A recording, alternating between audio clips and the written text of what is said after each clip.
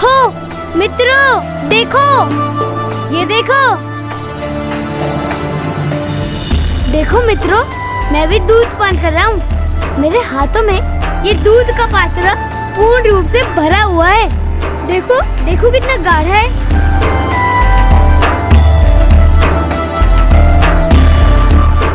देखो मित्रों, देखो। ये वास्तविक दूध नहीं है। अरे ये तो दूध नहीं, तो कुछ और है।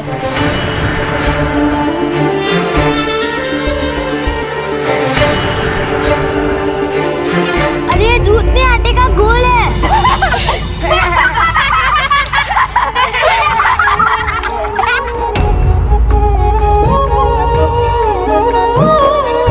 इसको तो पता ही नहीं है दूध कैसा होता है। आटे के घोल को दूध बोलते हैं।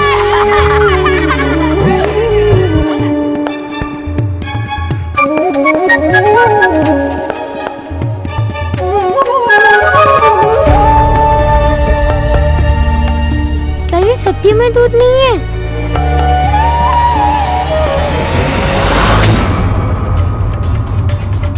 आपने मेरे साथ छल क्यों किया माँ? सबने मेरा उपवास किया, मेरे ऊपर हंस रहे थे। क्यों किया आपने ऐसा? पुत्र, मुझे आटे के साथ मिश्रित जल नहीं, दूध चाहिए, दूध।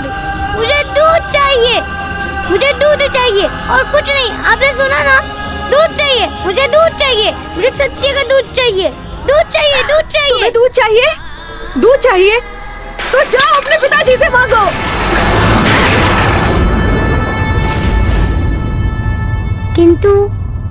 किंतु मैंने तो कभी पिताश्री को देखा ही नहीं। मैं उन्हें कहाँ ढूंढूं माँ?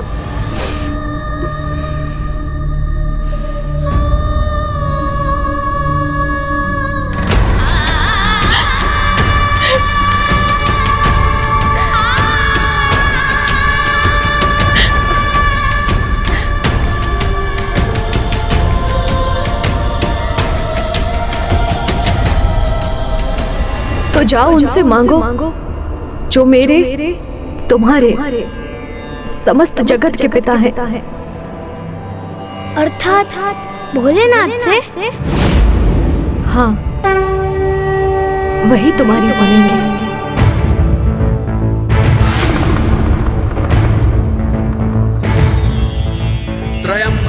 तो क्या बालक उपमन्यु ने अपनी तपस्या आरंभ कर दी? एक प्रकार से तो उसका तप यहीं से आरंभ हो चुका था गौरी पुत्र। अब बालक उपमन्यु रात्रि हो या दिवस, नित्य कर्म में लिप्त हो या फिर क्रीड़ा में, वे प्रभु महादेव से बस एक ही इच्छा व्यक्त करते थे।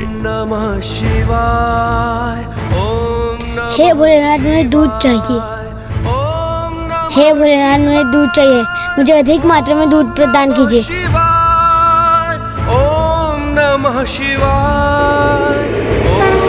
हे भोलेनाथ, मुझे दूध चाहिए,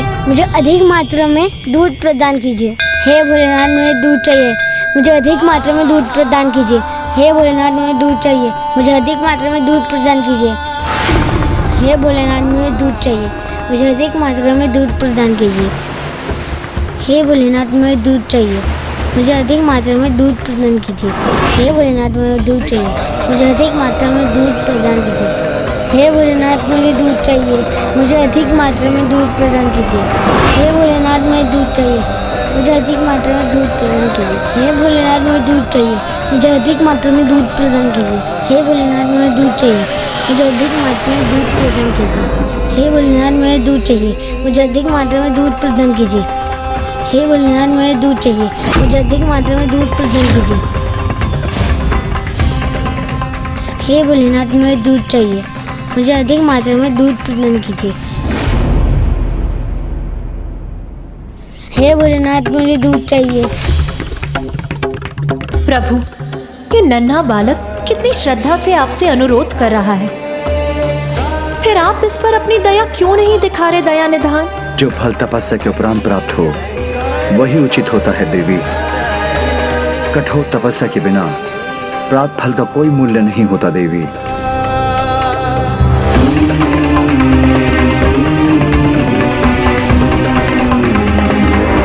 हे भोलेनाथ, मुझे मुझे दूध चाहिए, मुझे अधिक मात्रा में दूध प्रदान कीजिए। हे भोलेनाथ मुझे दूध चाहिए, मुझे अधिक मात्रा में दूध प्रदान कीजिए। हे भोलेनाथ मुझे दूध चाहिए, मुझे अधिक मात्रा में दूध प्रदान कीजिए। हे भोलेनाथ मुझे दूध चाहिए, मुझे अधिक मात्रा में दूध प्रदान कीजिए। हे भोलेनाथ मुझे दूध चाहिए, मुझे अधिक मात्रा में दूध प्रदान कीजिए। पुत्र, ये क्या कर रहे हो तुम? आप ही ने तो कहा था माँ कि भोलेनाथ से दूध मांगो, तो भोर से वही मांग रहा हूँ। और अब तो रात्रि भी हो गई है, किंतु ना ही परमपिता महादेव आए और ना ही उन्होंने मेरे लिए दूध भेजा।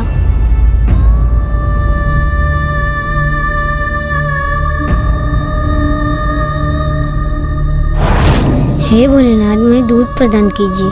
हे भोलेनाथ मुझे दूध प्रदान कीजिए।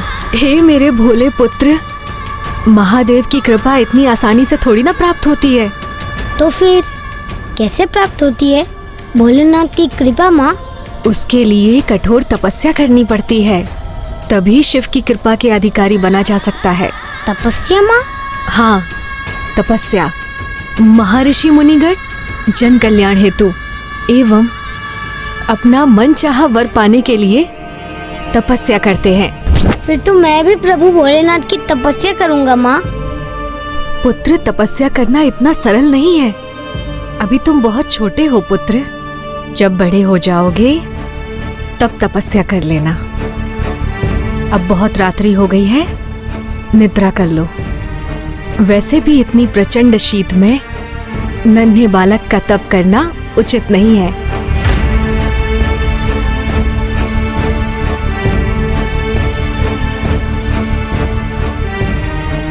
महादेव की कृपा इतनी आसानी से थोड़ी ना प्राप्त होती है, उसके लिए कठोर तपस्या करनी पड़ती है, तभी शिव की कृपा के अधिकारी बना जा सकता है। तो जाओ उनसे मांगो जो मेरे तुम्हारे समस्त जगत के पिता हैं, वही तुम्हारी सुनेंगे।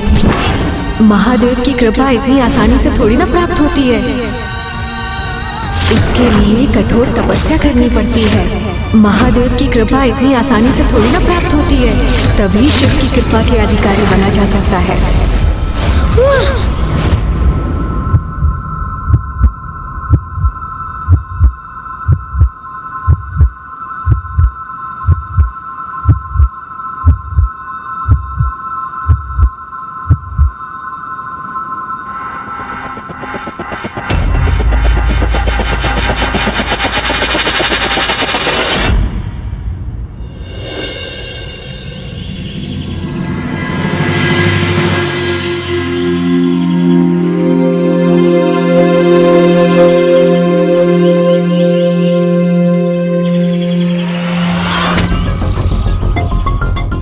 पुत्र उपमन्यु, पुत्र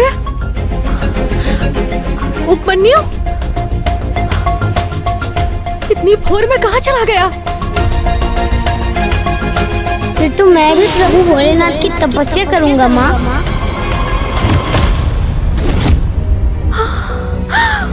पुत्र उपमन्यु, उपमन्यु, उपमन्यु, कहाँ गया मेरा पुत्र? पुत्र उपमन्यु, पुत्र कहाँ गया मेरा पुत्र? उपमन्यु, उपमन्यु, एक बालक ही तो है, तब के लिए कैसे जा सकता है?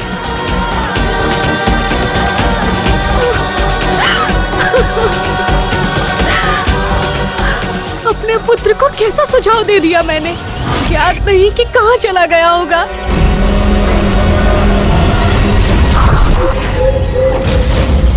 और कहाँ होगा पुत्र?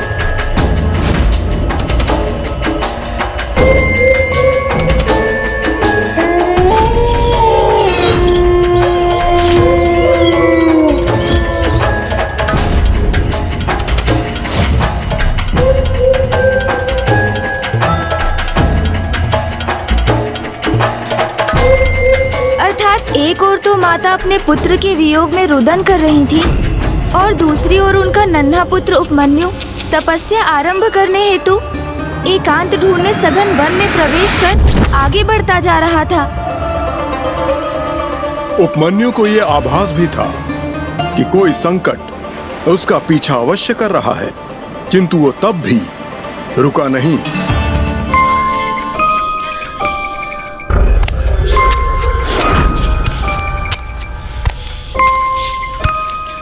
मुझे ज्ञात है कि एक घना वन संकटों से भरा पड़ा है, किंतु मैं किसी भी दशा में अपनी तपस्या पूर्ण कर प्रभु महादेव को प्रसन्न करूंगा और उनसे दूध प्राप्त करके ही रहूंगा। ये वन घना प्रतीत होता है। मुझे अपनी तपस्या यहीं आरंभ करनी चाहिए।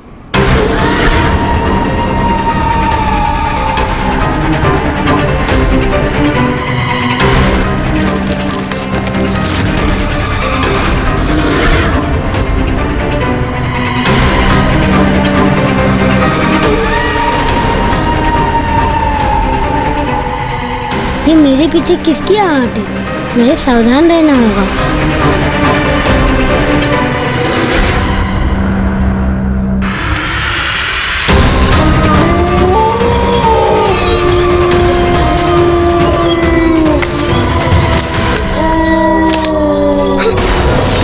ये कैसी ध्वनि थी? कौन है यहाँ मेरे निकट?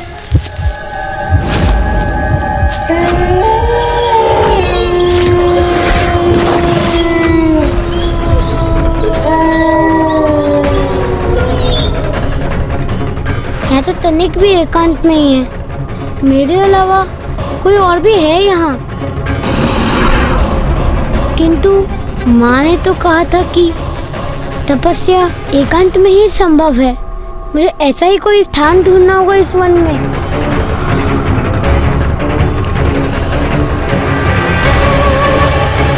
मुझे उस प्रकाश की ओर बढ़ना चाहिए। वही इस अंधकार से बाहर निकलकर भयमुक्त होऊंगा मैं।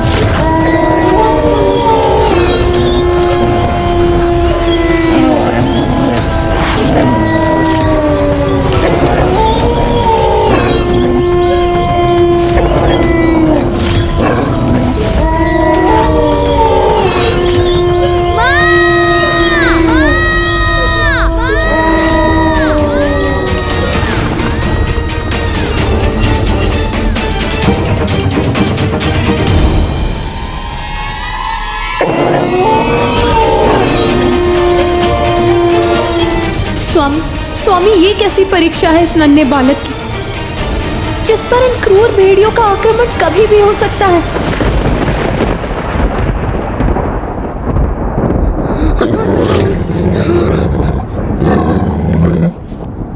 ऐसी छोटी बड़ी चुनौतियों का सामना करने वाले भक्तों की सफलता ही नहीं, उन्हें तेजी की प्राप्ति भी होती है। और जिन भक्तों की भक्ति में सत्यनिष्ठा होती है, उन्हें तो प्रभु स्वयं ही प्राप्त हो जाते हैं।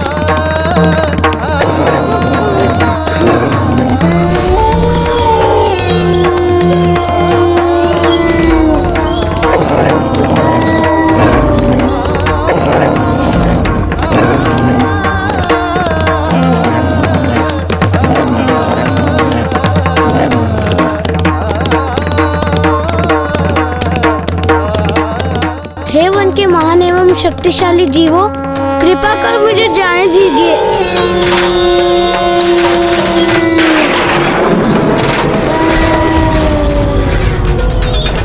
मैं तो महादेव की आराधना, उनकी तपस्या करने आया हूँ। मैं आप में से किसी को भी क्षति नहीं पहुँचाऊंगा, इसलिए आप ही मेरा अहित मत कीजिए। लौट जाइए यहाँ से।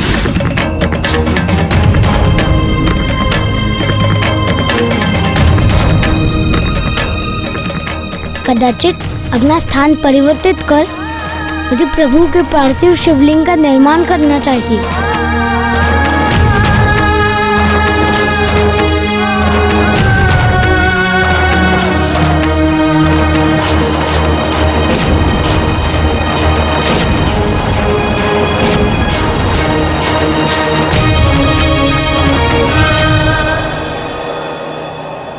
फिर क्या हुआ लंकेश?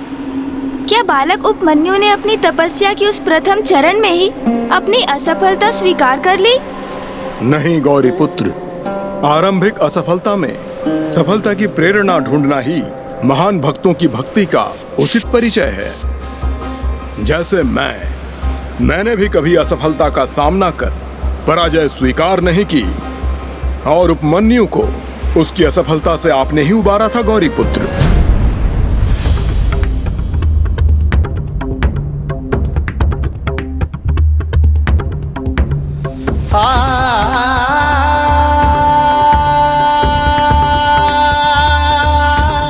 सभी स्थानों में मैं विफल हो रहा हूँ। स्थान परिवर्तित करने का कोई लाभ नहीं हुआ। कदाचित मुझसे ही कोई भूल हो रही है।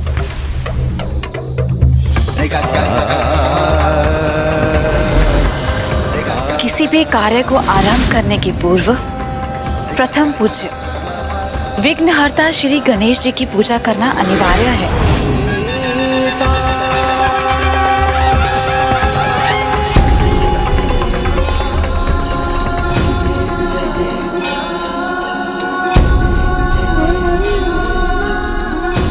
हे विघ्नहर्ता गणेश जी, मुझ पर ऐसी कृपा कीजिए कि मेरी तपस्या हेतु प्रभु की पार्थिव शिवलिंग का निर्माण कर सकूं। नमस्ते ब्रह्मरूपाय विष्णुरूपाय ते नमः। नमस्ते रुद्ररूपाय करिरूपाय ते नमः। विश्वरूप स्वरूपाय नमस्ते ब्रह्मचारिणे। भक्तप्रियाय देवाय नमस्तुभ्यं विनायक। ओम सिद्धि बुद्धि सहिताय महागणपतये नमः।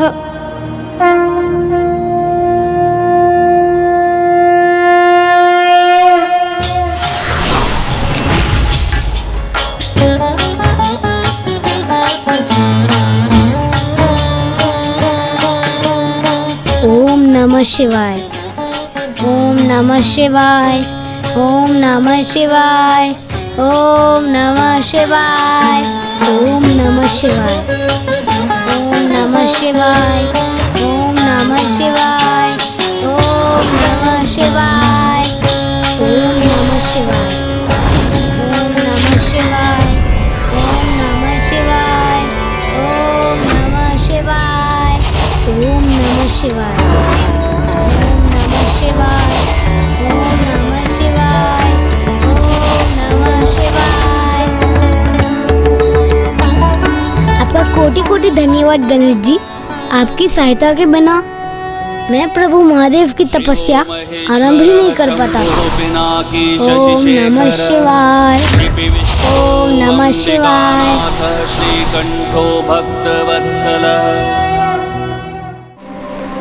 लंकेश, यदि बालक उपमन्यु ने तप की इतनी ऊर्जा का संचय कर लिया था तो अति शीघ्र प्रभु उसके तप से प्रसन्न भी हो गए होंगे। गौरी पुत्र, अभी तो उसका तप आरंभ ही हुआ था, और जो होने वाला था उसका तो किंचित मात्र भी बालक उपमन्यु को आभास भी नहीं था।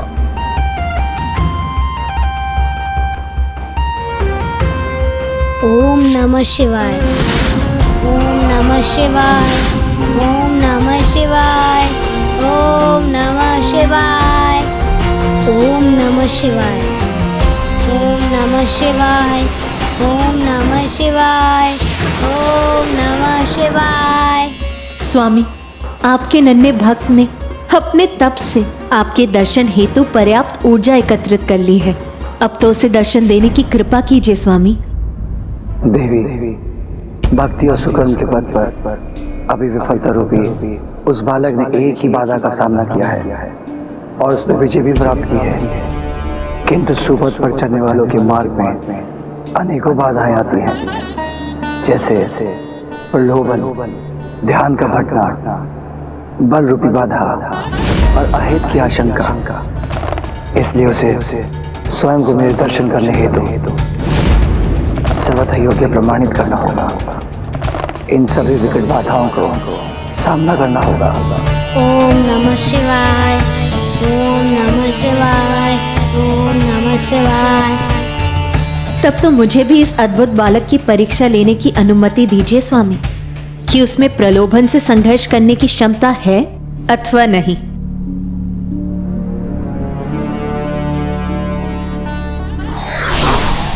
ओम नमः शिवाय, ओम नमः शिवाय, ओम नमः शिवाय। जगदम्बे जगजननी सिंह आरूढ़ा, जय माँ जय जय माँ उमा स्वरूपा। ओम नमः शिवाय। संकट घड़ी सदा आप ही टाले। पुत्र उपमन्यु, तपस्या का अर्थ है परीक्षा, और ये परीक्षा तो तुम्हें अपने आचरण से देनी होगी। इसके प्रथम चरण में मैं तुम्हारे समक्ष माता कामधेनु का रूप धारण कर तुम्हारी निष्ठा का परीक्षण करूंगी। उमा स्वरूपा। ओम नमः शिवाय।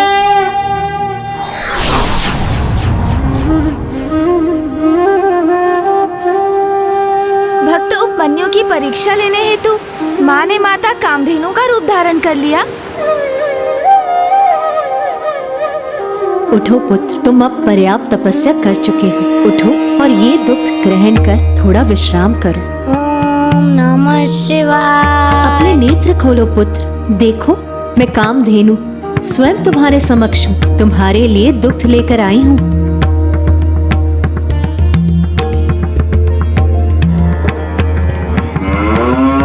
हे कामधेनु माता, मुझे अपने दिव्य दर्शन देने के लिए कोटि कोटि धन्यवाद, किंतु मुझे क्षमा कीजिए माता, मुझे ये दूध अस्वीकार करना होगा। चिंता मत करो पुत्र, ये वो आटे का घोल नहीं जो विवश होकर तुम्हारी माँ ने तुम्हारे पान करने हेतु तुम्हें प्रदान किया था। ये तो शुद्ध, वास्तविक, निर्मल दुग्ध है।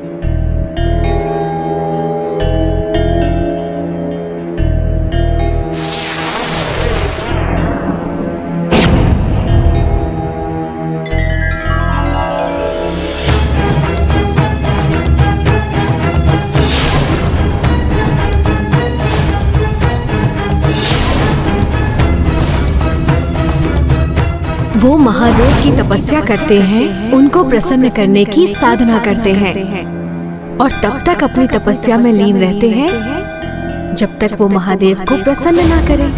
मुझ पर कोई भी संकट क्यों ना आ जाए, मैं महादेव की तपस्या पूर्ण करके ही लौटूंगा। अब तो महादेव को अपने हाथों से मुझे दूध पान कराना ही होगा।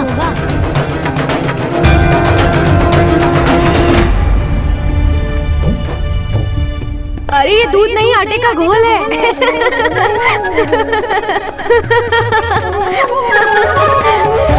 इसको तो पता ही नहीं है दूध कैसा होता है। आटे के दूध को दूध बोलता है।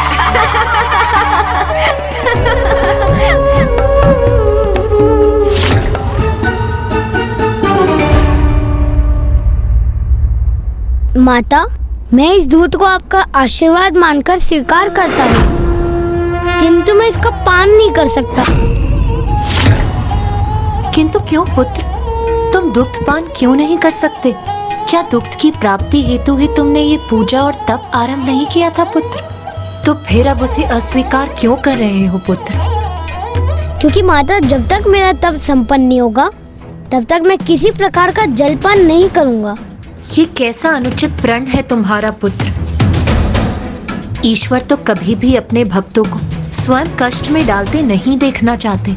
वो कदापि नहीं चाहते कि उनका कोई भी भक्त भूखा प्यासा रह जाए।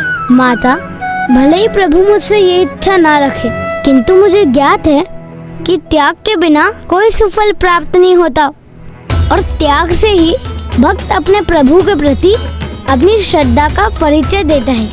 जिसके लिए वो अपने सर्वस्व का त्याग कर सकता है, जीवन प्रदान करने वाले भोजन का भी, किंतु भक्ति का त्याग वो कभी नहीं करता।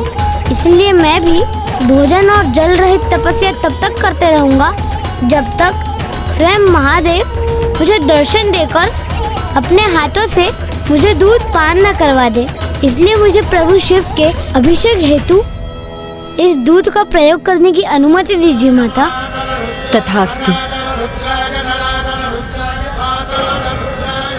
तुम्हारी भक्ति और समर्पण भाव से मैं अति प्रभावित हूँ बालक उपमन्यु। जिस दुग्ध के लिए तुम रात्रि और दिवस मुझे स्मरण करते रहे, उसे तुमने मुझे ही अर्पित कर दिया। किंतु पुत्र, अभी ना तो तुम्हारा तप संपन्न हुआ है और ना ही तुम्हारी परीक्षा। अभी तो कुछ और भी शेष है। ओम नमः शिवाय, ओम नमः शिवाय। परीक्षाएं जीवन में चुनौती बनकर अवश्य आती हैं, किंतु यही चुनौतियां सफलता का आधार भी तय करती हैं।